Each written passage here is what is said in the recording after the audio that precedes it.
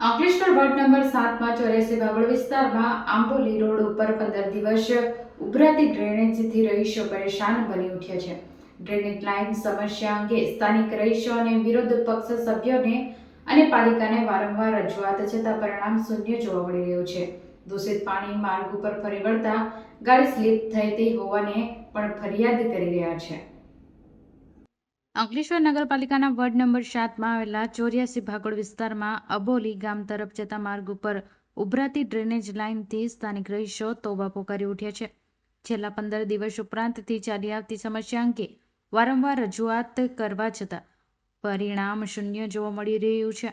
વારંવાર ઉભરાતી ડ્રેનેજ લાઇનનું પાણી ઉભરાઈ જવા સાથે અંદરથી તીવ્ર વાસ આવી રહી છે.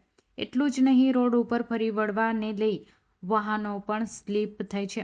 પાલિકા વિરોધ પક્ષના સભ્યોને રૂબરૂ તેમજ ટેલિફોનિક ફરિયાદ કરવા છતાં ન ઉકેલાતા અંતે સોશિયલ મીડિયા ઉપર પોસ્ટ મૂકી બળાપો ઠલવ્યો હતો.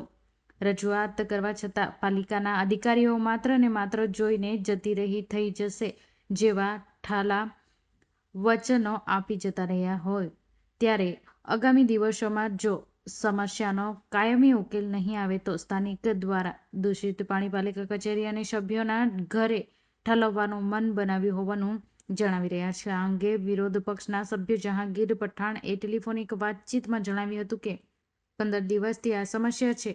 કચરો અને દૂષિત પાણી માર્ગ ઉપર છવાઈ ગયા છે, જે અંગે રજૂઆત કરી છે.